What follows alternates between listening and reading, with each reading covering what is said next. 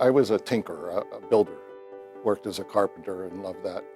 But being my father was a doctor, there was an expectation that I'd become a doctor. One of my father's friends said, look, I know you're supposed to be a doctor, but you like to build things. You should go into medical engineering. You get to doctor and build. I said, great. University of Florida campus had a world-class building construction school and a medical school. I selected engineering as a way to do pre-med.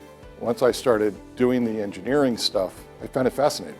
I ended up taking the medical school entrance exam. For the first time in my education, I actually thought about what it's going to be like to be a doctor, because this was the stepping stone to being a doctor. And I actually didn't really want to be a doctor anymore. I really liked the engineering stuff. And I remember calling my parents and saying, good news and bad news. Good news is, the test wasn't that hard. It was a lot easier than I thought. Bad news, don't want to be a doctor anymore. And my mother, with no hesitation, said, good, because she never read directions anyway. We didn't think you'd be a good one. You're doing it for your father.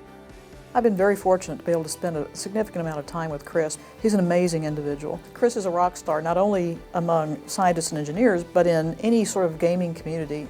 When I left school, I ended up joining Hewlett-Packard Corporation out in California and worked there for 6.5 years, worked my way into designing a CPU chip for them and leveraged that into a job at another company called Sun Microsystems, where I ended up working on computer graphics. And there I met my colleague, Curtis, and we were designing graphics devices for the Sun workstation.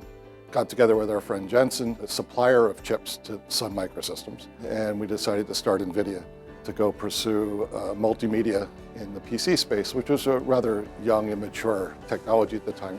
He is incredibly intellectually curious and very good at connecting the dots between disparate technologies. And he's also very good at matching up applications with technologies, something he did very well at NVIDIA. And in fact, the entire company was built on the premise of taking a technology they had and using it for an application space very different from what they had originally contemplated. The GPU turned out to be an evolutionary advance over the previous graphics accelerators. It took what was a fixed function device that implemented a very specific set of algorithms and mathematics and approach to computer graphics and started making more and more of those elements programmable. We eventually consolidated all that mathematics into computer cores, and that led to a broadening of the utility of the GPU. But the GPU kept evolving because of the insatiable demand of gamers. High frame rate, high fidelity, ever-improving visuals, and that insatiable demand pushed us to come up with a very elegant, very high-performance solution.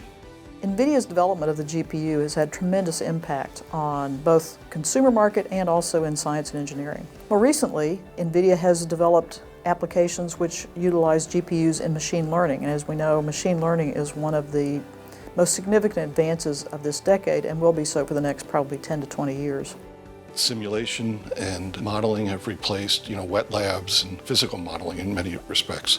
It's lent itself to find the structure of the HIV virus, to help advance personalized medicine and genomics, discovery of drugs, discovery of new energy sources, been at the heart of the new wave of autonomous vehicles. But ultimately, I think the real benefit will be stuff you don't notice. Changing the way people design products, changing the way people do science. It's allowing software to, in essence, write software to go solve problems. I got where I am because I don't think I have a lot of ego. I really only have the objective in mind.